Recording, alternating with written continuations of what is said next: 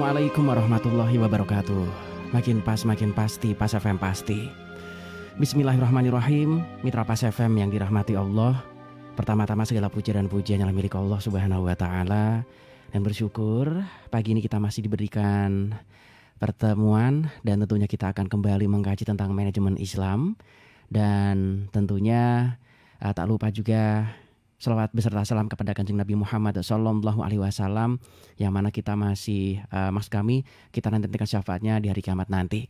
Baik mitra Pas FM yang dirahmati Allah, senang rasanya pagi ini saya Arif Vanili bisa kembali bersua bersama Anda. Inilah kajian manajemen Islam yang insya Allah selalu bisa Anda simak setiap hari Sabtu mitra Pas dari pukul 5 hingga pukul 6 nanti. Dan satu topik akan kami bahas, yaitu tentang kaitannya dengan bulan Asyura Mitra Pas, bulan Syuro.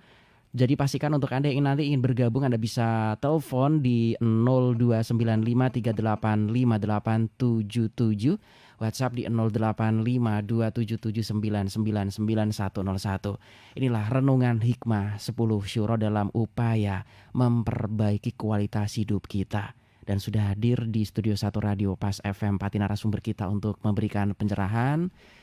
Beliau adalah Bapak Juli Murtado dari Kafah Center. Assalamualaikum warahmatullahi wabarakatuh Pak Juli. Waalaikumsalam warahmatullahi wabarakatuh.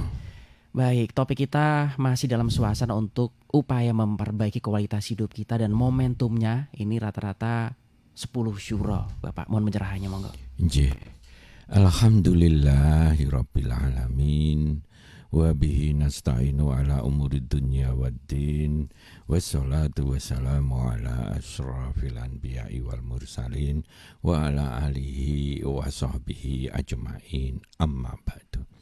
Ma'asyiral muslimin rahimakumullah, mitra Pas FM dimanapun panjenengan berada yang dirahmati Allah, mugi-mugi panjenengan tansah pinaringan sehat, selamat, penuh barokah dari Allah Subhanahu wa Ta'ala. Ma'asyiral muslimin rahimakumullah. Pagi ini sengaja kita pilihkan topik yang berkaitan dengan 10 surah. Kalau hari ini ada yang sudah mulai tasyu'ah, tapi besok Asyura, ada yang tasyu'ahnya kemarin, sekarang Asyura, yaitu atau khilafiyah waktu yang kita tidak perlu mempertajam, tetapi kita yang penting melaksanakan. Mudah-mudahan ke depan bisa menyatu dengan ada perubahan-perubahan policy, misalkan kalender hijrah tunggal dan seterusnya. Ma'asyiral muslimin rahimakumullah, sengaja kita ingin sampaikan beberapa hal menyangkut betapa Islam itu sempurna. Tuntunannya langsung dari Allah dan sudah dipraktekkan, dibuktikan, dibawa oleh Rasul paripurna yang kita cintai, yang terbaik, menjadi manusia terbaik di muka bumi ini, yaitu Rasul yang kita cintai. Ma'asyiral muslimin rahimakumullah, Islam memandang penting kita menelusuri, memahami, memperingati, merenung-renung, dikaitkan dengan perjalanan sejarah yang panjang di dunia ini. Mulai dari penciptaan alam semesta yang begitu lamanya, Allah menyiapkan dari satu titik, terus terjadi Big Bang, terus melebar, alam semesta ini berkembang terus, pada titik tertentu nanti akan terjadi sebuah waktu, yaitu kiamat, yang kalau ngelihat dari tanda-tandanya waktu itu sudah dekat. Nah, untuk apa? Untuk memperingatkan kepada kita, sudahkah kita membekali diri agar kehidupan kita hasanah dunia tembus hasanah akhirat, menjadi ahli surga. Ma'asyiral muslimin rahimakumullah. Islam sangat mementingkan untuk kita memahami, mempelajari cerita-cerita sejarah agar supaya itu menjadi hikmah kehidupan kita. Maka di dalam tuntunan Al-Quran itu ada yang langsung merujuk kepada perintah, ada yang perintahnya itu tegas, ada yang perintahnya itu membuka relung hati kita untuk mengikutinya. Ada cerita-cerita yang paling komplit itu ya cerita Nabi Yusuf. Betapa Allah itu kita rasakan tahu persis semua keadaan, karena memang Allah itu maha segalanya, maha tahu, sehingga skenario perjalanan misalkan dalam contoh Nabi Yusuf itu terasa sekali sentuhannya. Tidak jadi dibunuh, tapi cemplungkan sumur. Di situ juga sudah Allah sudah pasti tahu, mungkin dalam tidak waktu yang lama. Kalau Nabi Yusuf itu umpamanya kecemplung itu, nunggu 3 bulan orang datang ya bablas itu. Tapi mungkin sudah ada senior begitu datang, nggak terlalu lama Yusuf diangkat. Di situ memang kering korotang, nggak kelihatan gagahnya, sehingga nggak jadi berminat untuk memperkerjakannya, malah dijual, akhirnya diterima oleh putri yang nantinya menaksir dia, dan seterusnya dan seterusnya. Dia memilih penjara daripada tergoda oleh nafsu duniawi, terutama nafsu syahwat, dan seterusnya. Akhirnya pada titik 10 Ramadan, Allah membuat skenario yang pas dengan momentum raja bermimpi yang tidak terpecahkan. Disitulah orang yang dulu pernah ditolong Nabi Yusuf baru ingat nek duwe orang yang pernah menolongnya, dan terbukti nyata mimpinya. Akhirnya terjadilah kilas balik keselamatan dari Nabi Yusuf, kemudian langsung diangkat menjadi tangan kanan yang luar biasa, bendaharawan dari raja untuk mengelola, dan seterusnya, sampai mimpi Rasul itu akhirnya terbukti. Orang tuanya, saudara-saudaranya hormat kepada ini, seperti cerita tentang ada matahari, bulan, bintang tunduk kepada dia. Cerita-cerita itu nyata, sudah pernah terjadi walaupun dahulu kala. Maka dalam 10 surah ini keberkat kekuasaan Allah yang luar biasa, dan di mata Allah kekuasaan luar biasa itu kecil, untuk menunjukkan betapa hikmah dari semua cerita-cerita yang ada. Itu kita perlu meramu, meningkatkan keimanan kita bahwa Allah itu maha segalanya. Allah sudah membuat rutinitas yang namanya hukum sunatullah. Tapi karena Allah lah yang membuat semua hukum itu, membuat segalanya itu, yang maha segalanya, tidak ada orang yang mampu merubah keputusan Allah kalau Allah sudah menghendaki. Nah, walaupun itu sunatullah, di luar sunatullah, semuanya berada di dalam genggaman kekuasaan Allah. Nah, cerita tentang 10 Asyura itu cerita tentang yang logika sunatullah itu enggak jalan. Logika reguler dari hukum-hukum Allah itu. Ya bagaimana tidak? Nabi, misalkan dimulai Nabi Adam, jatuhkan di bumi, ngulai bertahun-tahun gak ketemu-ketemu ya bojone. Dia dengan penuh kesadaran dia salah, kenikmatan yang luar biasa di surga hanya satu aja, kok ya cik gelem dilanggar. Akhirnya dia istighfar terus-terusan sambil berdoa, Rabbana ya Rabbana, Rabbana dolamna anfusana wa ilang taghfir lana wa tarhamna lanakunanna minal khasirin. Terus sambil dia berupaya terus, akhirnya dibuatlah suatu monumen di Jabal Rahmah, ketemunya Nabi Adam sama ini. Jadi di situ mengandung pesan betapa makhluk hamba Allah ini diberikan suatu ruang mbok ya kita mengimani kepada Allah yang luar biasa. Begitu orang sudah mendapat musibah, kesulitan hidup yang begitu sulitnya dipecahkan, jangan lupa kita masih ada zat yang luar biasa yang selalu melihat kita, selalu tahu apa yang 1 detik, 2 detik, 1 tahun di depan kita, tahu semua makhluk yang dia ciptakan, sehingga dalam membuat skenario bagi Allah begitu mudahnya.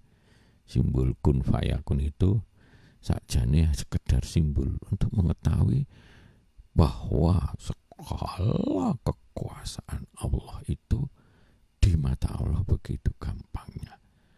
Dan kita harus meyakini, memupuk keyakinan luar biasa ini.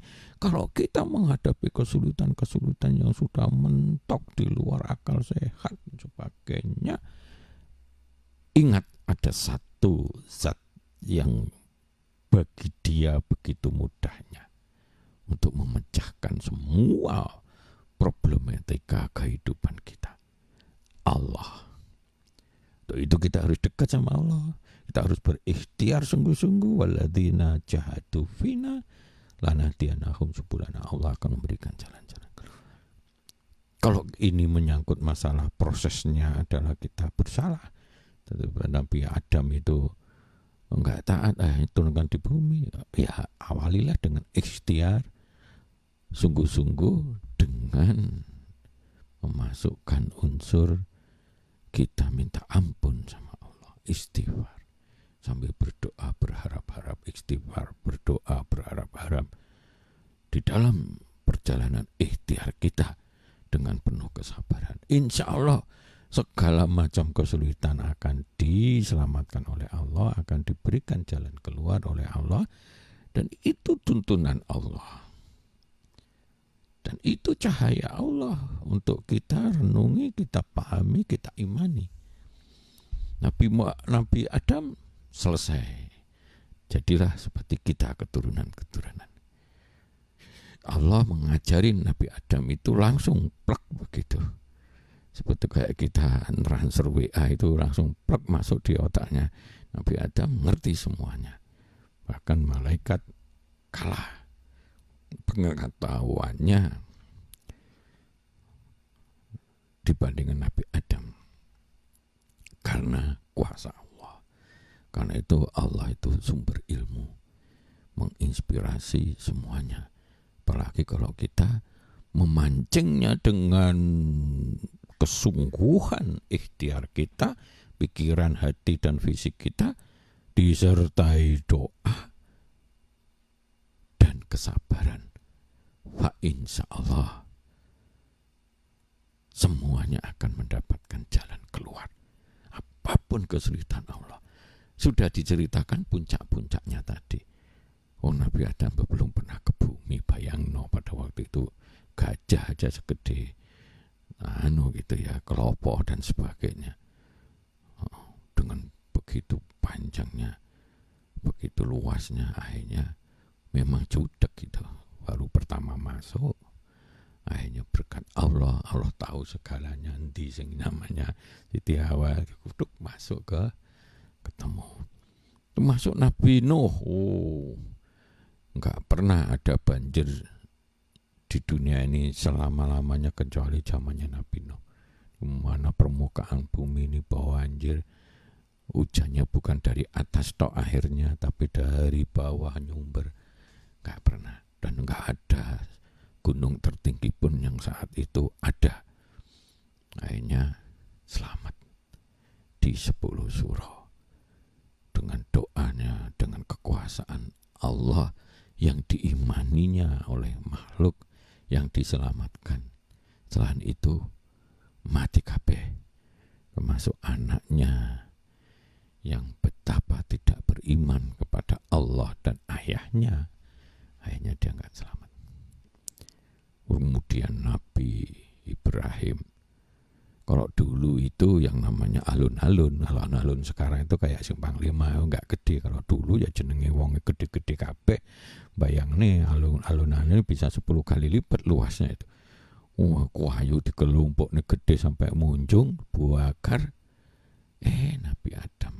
Nabi Ibrahim selamat. Di luar logika sunatullah pada umumnya. Bisa. Di mata Allah betapa mudahnya. Lebih sulit membuat alam semesta ini dibandingkan membuat api panas jadi dingin. Belakangan ada informasi secara ilmiah kalau api itu membesar di suatu titik lokasi tertentu, ada titik-titik tertentu di tengahnya itu yang tidak panas. Tapi ini perlu pembuktian yang cukup dalam, walaupun ada yang merujuk kepada logika ilmiah begitu. Nabi Yunus nyemplung sudah nggak bisa apa-apa. Ada yang menduga iwak lodane itu sampai sekarang masih hidup. Dia melarikan diri dari amanah untuk misi sucinya berdakwah mengajak orang. Karena judeknya akhirnya dia lari. Nah, di situ oleh Allah disentil dengan suatu musibah, tapi langsung berdoa, langsung nyadari, langsung introspeksi, akhirnya diselamatkan. Di 10 surah. Nabi Yusuf dari penjaranya akhirnya kilas balik menjadi orang yang begitu suksesnya. Terus kemudian Nabi Musa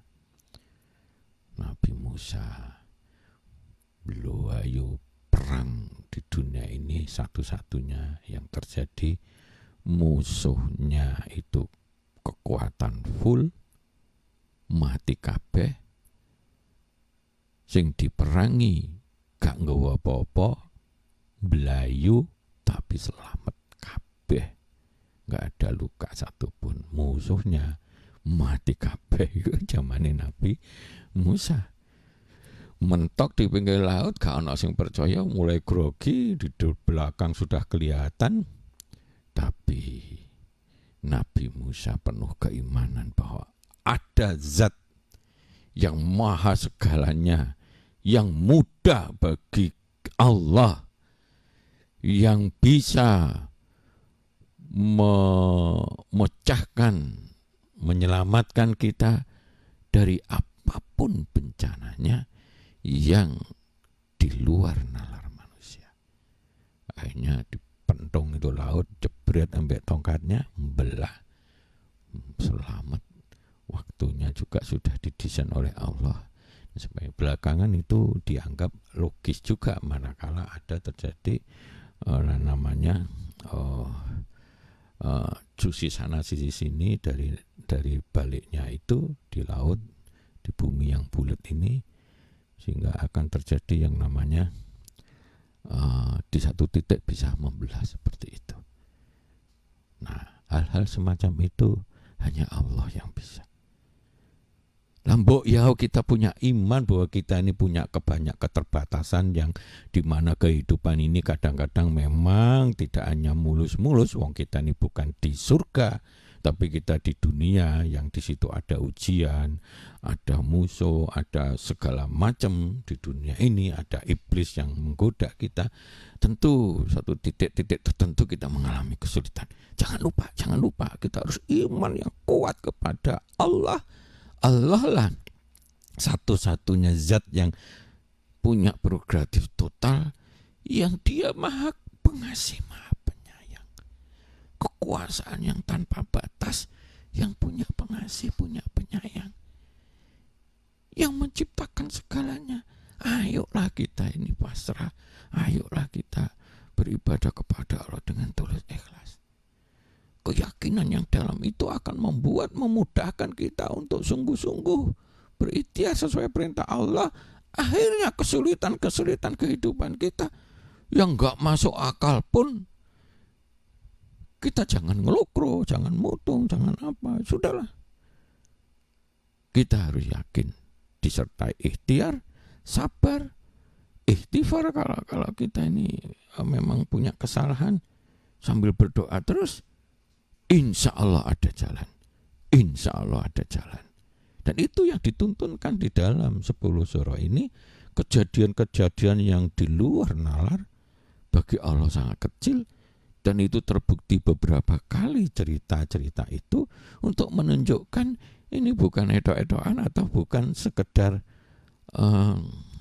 basa-basi atau gelalai pas mungkin begitu. Enggak, dengan beberapa cerita ini untuk menunjukkan bahwa action nyata Allah itu tanpa batas untuk menyelamatkan manusia. Jadi itulah yang kita harus yakini seyakin-yakinnya. Kemudian keimanan itu harus membawa kepada kepasrahan, kepada keikhlasan kita, kepada kesungguhan kita dalam berikhtiar, dan kemampuan introspeksi kita kalau salah dan sempat kita istighfar, minta ampun dengan sungguh-sungguh pula, berdoa dengan sungguh-sungguh pula, sambil terus dengan penuh kesabaran. Insya Allah Allah maha penolong, Allah maha segalanya, dan itu begitu mudahnya di mata Allah, begitu mudahnya di mata Allah, yang manusia tidak sanggup memecahkannya, tapi Allah mudah. Kalau kita sudah berbakti kepada Allah, beribadah, sudah yakinnya kita taat dan sebagainya, disertai ikhtiar terus, insya Allah ada jalan. Kalau ini pas kebetulan lagi kepulangan haji tahun minggu yang lalu, walaupun masih ada sedikit orang yang nanti akan datang sekitar 11 Juli yang di Pati ini, ya kita doakan mudah-mudahan sehat, mudah-mudahan menjadi haji mabrur, dan mudah-mudahan diberkahi Allah menjadi semakin berkualitas. Nah, maka mari 10 surah ini oleh Allah disempurnakan dengan mbok yao peristiwa yang penting tentang begitu luar biasanya peristiwa itu, yang di luar nalar sehat, yang semua orang gak mampu, tapi bagi Allah berkali-kali ditunjukkan kepada kita tentang cerita-cerita tadi, begitu mudahnya bagi Allah. Karena itu jangan lari dari Allah, justru mendekatlah kepada Allah. Dan jangan pernah mutung, ada satu zat yang begitu maha segalanya, Allah, yang patut kita imani, yang akan membawa kita kepada diselamatkanlah kita dari semua kesulitan-kesulitan, termasuk yang di luar akal sehat kita. Jadi saya kira demikian. Maka mari kita hikmah pembelajaran ini, kita renungi, kita terapkan. Mudah-mudahan kehidupan kita makin berkualitas. Minimal iman kita, minimal kesungguhan ikhtiar kita, minimal kesungguhan istighfar kita, karena kita memang penuh dengan kelemahan-kelemahan atau kesalahan, dan selalu berharap-harap dengan doa-doa kita, dan itu dilakukan dengan penuh kesabaran, fa insya Allah kesulitan-kesulitan hidup kita akan terpecahkan. Fa insya Allah, karena di mata Allah itu begitu kecilnya, karena Allah Maha Pengasih, Maha Penyayang kepada hamba-hambanya yang mau tunduk, taat, ikhlas kepadanya sambil berikhtiar sesuai dengan sunnahnya. Monggo kita diskusi, silakan. Baik. Mitra Pas, untuk Anda yang pagi ini ingin bergabung, Anda bisa telepon di 0295385877. Sementara untuk WhatsApp bisa Anda manfaatkan di 085277999101. Kami juga live menggunakan audio visual di fanpage kami Radio Pas FM Pati 2. Yang pagi ini sudah bergabung, Anda juga bisa komentar Mitra Pas dan like, linknya bisa Anda share ya ke Iwan Anda. Yang kali ini sudah masuk. Assalamualaikum warahmatullahi wabarakatuh, Pak Juli. Waalaikumsalam warahmatullahi wabarakatuh. Dari Bapak atau Mas Riono di Juwana, sebenarnya orang itu rata-rata oportunis, bahkan bisa dikatakan semuanya, karena mencoba memanfaatkan peluang. Hanya saja kalau sudah kadung terlalu maju, ini malah dikritik orang lain, katanya nggak ngasih jatah ke orang lain. Padahal semuanya juga masalah perut. Kita berbicara bagi saudara-saudara kita yang masih ukuran UMR lah seperti itu. Tetapi kalau kita terlalu maju, katanya tidak memberikan peluang kepada yang lain. Padahal ini juga memanfaatkan peluang, meskipun juga untuk diri, nanti juga akan ke keluarga. Mohon pencerahannya Bapak.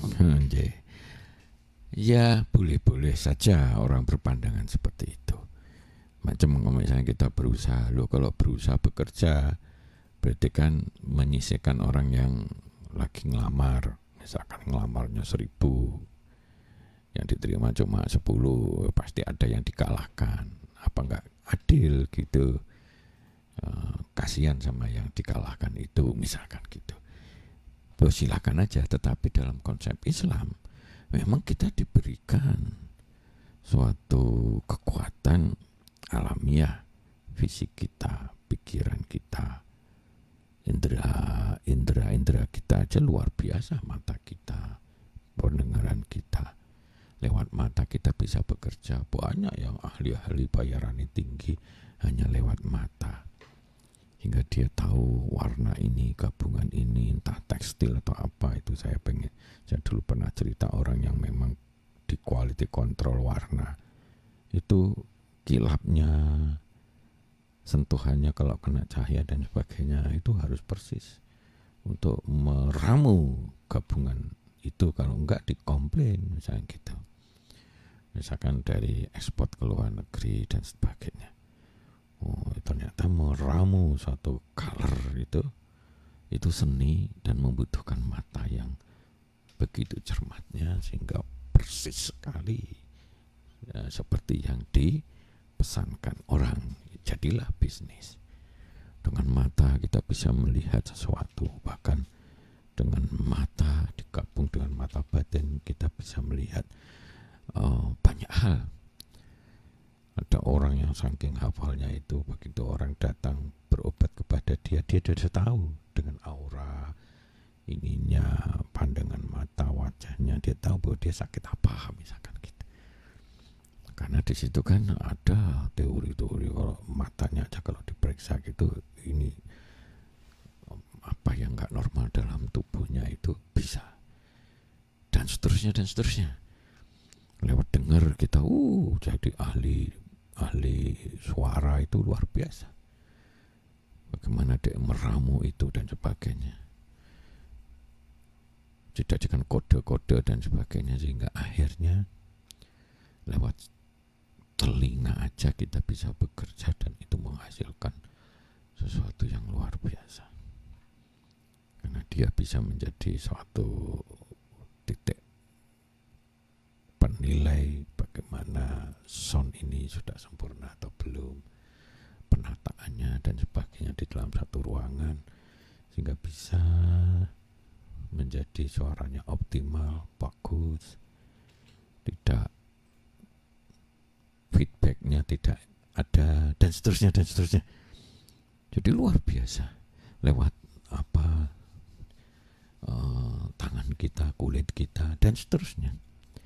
Jadi begitu luar biasanya Allah sudah menciptakan. Kita diminta untuk mempelajari tubuh kita sendiri, alam semesta raya, dan seterusnya. Nah, karena itu maka Allah itu menciptakan manusia sudah dengan potensi yang luar biasa. Hati nuraninya, pikirannya yang tanpa batas dengan hasil-hasil kreativitas yang kita bisa lihat. Sekarang ini bom nuklir dan sebagainya, pesawat, dan seterusnya, dan seterusnya. HP aja yang sudah begitu luar biasanya, dan seterusnya. Nah, disitulah Allah memang membiarkan. Silakan milih yang jelek boleh, milih yang apik boleh. Allah memberikan tuntunan yang baik, tapi tidak memaksakan. Nah, disitulah terjadilah persaingan alamiah.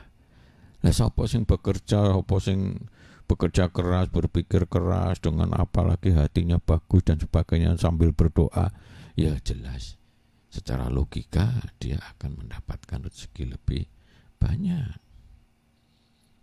Begitu. Sapa sing begini-begini ya maka dia akan begini. Sapa sing berbuat molimo, ngono-ngono kerjane malas ya bumpet rezekine. Nah, bukan berarti kalau sing bumpet itu nanti protes sama Allah. Allah kan menghendaki, Allah menghendaki saya malas, saya molimo, akhirnya nggak dikasih rezeki, mana adil Allah.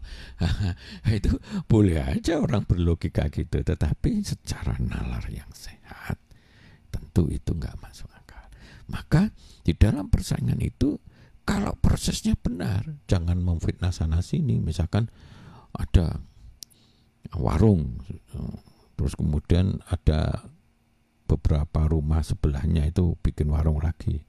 Delala yang baru itu murah, enak, pelayanannya cepat, dengan penuh senyuman, begitu helpfulnya, dan seterusnya, bersih, gak ada lalat. Yang sebelah yang lama ini banyak lalat, regone larang, rasanya gak garu-garuan. Begitu yang laris itu dia mau fitnah, kurang aja nih, paling duit jin nih, paling ini hati-hati kan mau fitnah gitu ya, mah gak ada gunanya gitu lah. Nah, kita harus tahu bahwa salah satu tuntunannya golek ana ilmunya sampai sukses. Karena ilmu itulah yang membuat kita sukses. Ilmu dunia, ilmu akhirat, ilmu semuanya di dalam agama ini sudah diberikan suatu konsep-konsep dasarnya. Tinggal pengembangannya yang perlu kita lakukan secara sungguh-sungguh. Maka dimanapun kalau kita bekerja, kita mau berlomba, mau mencari pekerjaan apa, asalkan itu ditempuh dengan jalan yang benar, dengan tidak aksi tipu-tipu dan sebagainya, yaitu ya halal. Apalagi pekerjaan itu memang thayyib juga. Kan ada pekerjaan halal tapi kurang thayyib misalkan. Insya Allah tetap jalankan aja secara benar dan lakukan tanpa ada pemikiran itu akan menggusur yang lain. Misalnya kita bikin mie gitu terus menggusur sama lain, gak apa-apa. Wah, namanya persaingan sehat, asalkan tidak terjadi fitnah-fitnahan dan seterusnya. Persaingan ini kadang-kadang kotor. Pengen produknya musuhnya itu ya akhirnya ditujesin kemasannya melempem misalnya gitu ya. Kalau gitu ya itu namanya persaingan yang tidak sehat. Ngaten nggih, kalau menurut pandangan saya seperti itu. Teruslah berjuang, raih yang terbaik di dunia.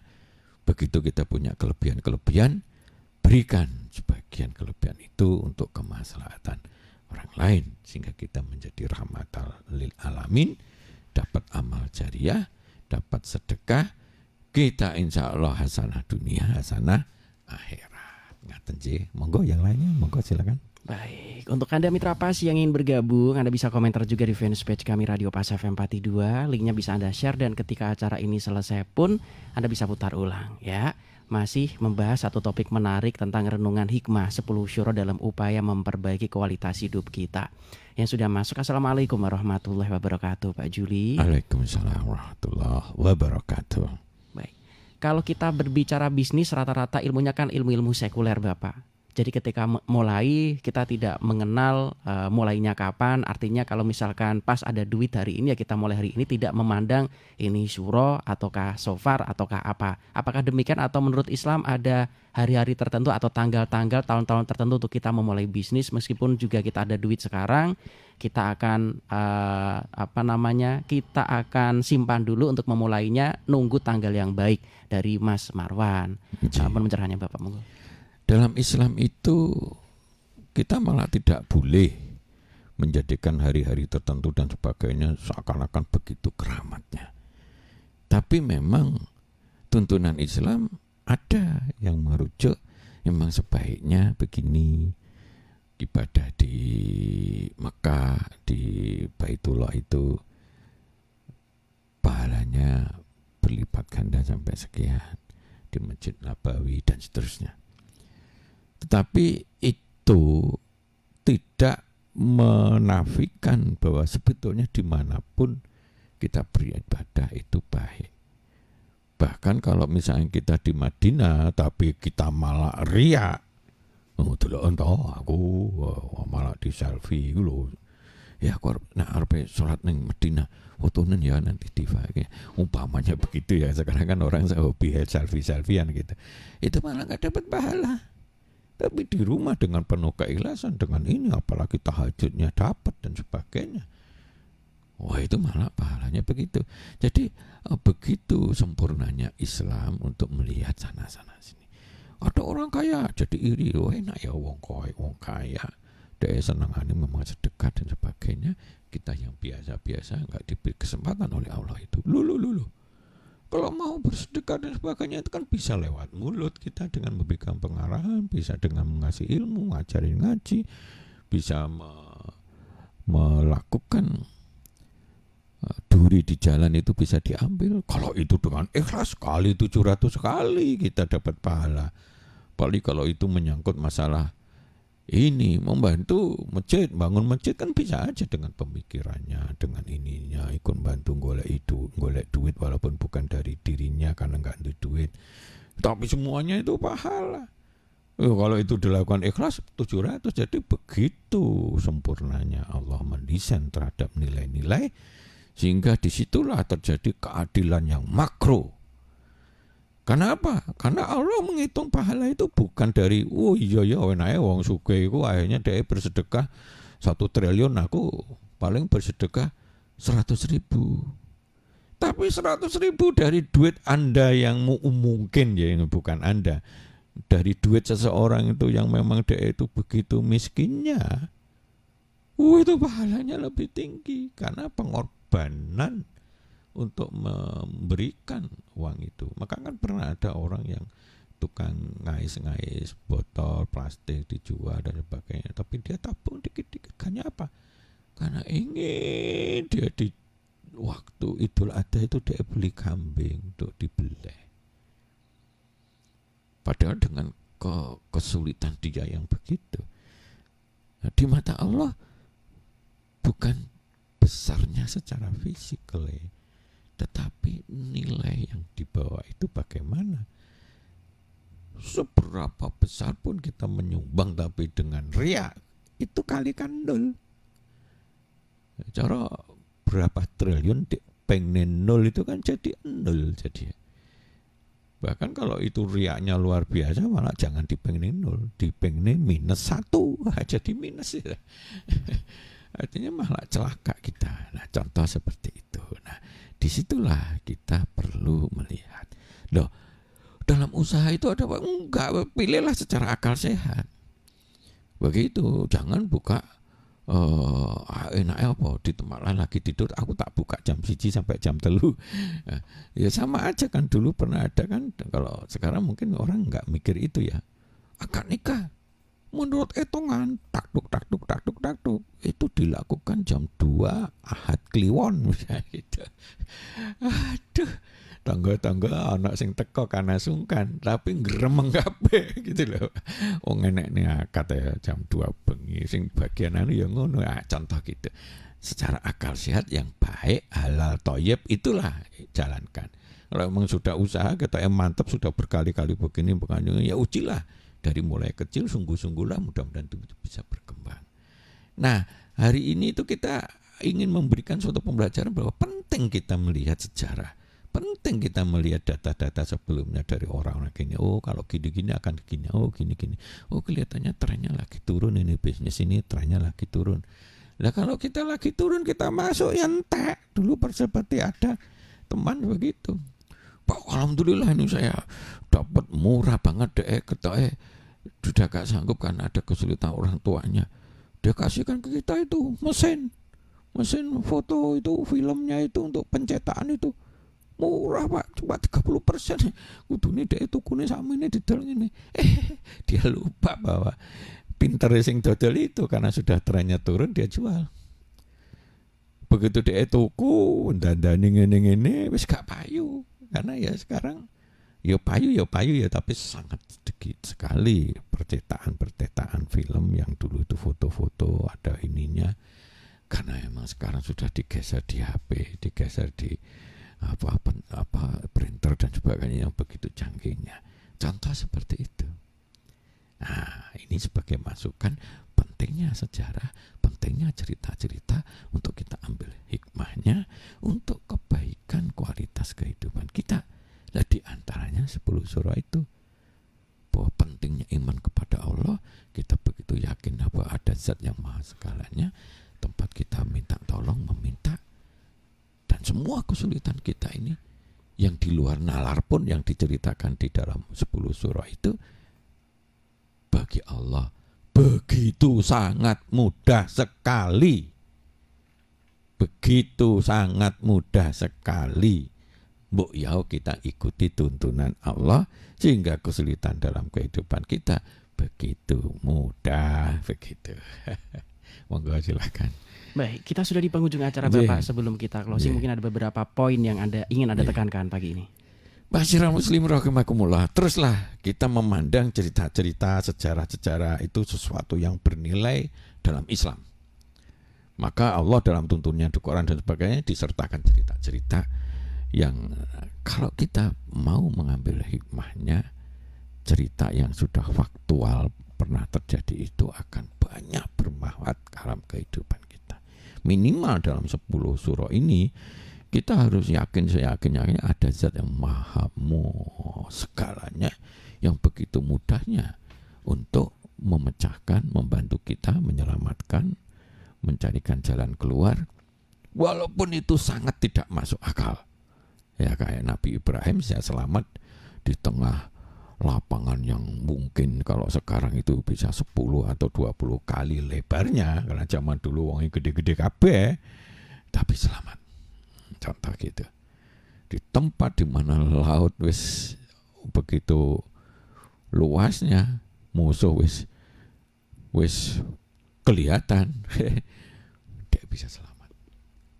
Dan seterusnya. Dan Allah itu bukan dulu hebat, saiki gak hebat. Dulu masih muda mungkin semangat ini, Allah tidak pernah berubah. Kapanpun maha kekal, yo kekuasaannya, yo segalanya. Ayo kita dekat sama Allah, kita ikuti semua tuntunannya. Wa insya Allah, karena Allah punya sifat maha pengasih, maha penyayang. Wa insya Allah kehidupan kita hasanah dunia, hasanah akhirat. Insya Allah, yakinlah itu. Ayo kepada orang-orang yang sedang menghadapi kesulitan, yakinlah. Dengan semangat 10 surah ini, yakinlah. Maka kita diminta untuk poso, ya, Tasu'ah satu hari sebelumnya dan Asyura pada hari H10 Muharram. Mudah-mudahan bermanfaat. Wabillahi taufiq wal hidayah. Assalamualaikum warahmatullahi wabarakatuh. Waalaikumsalam warahmatullahi wabarakatuh. Baik mitra pas kajian manajemen Islam, insya Allah selalu bisa Anda simak setiap hari Sabtu. Kami hadir dari pukul 5 hingga pukul 6. Dan tentunya topiknya berbeda-beda hasil kerjasama Radio Pas FM Pati dengan Kava Center dan juga IPI Kabupaten Pati. Terima kasih untuk kebersamaan Anda. Saya Arif Vanili beserta kerabat kerja Radio Pas FM Pati mohon pamit. Informasi Pas FM pasti. Wassalamualaikum warahmatullahi wabarakatuh.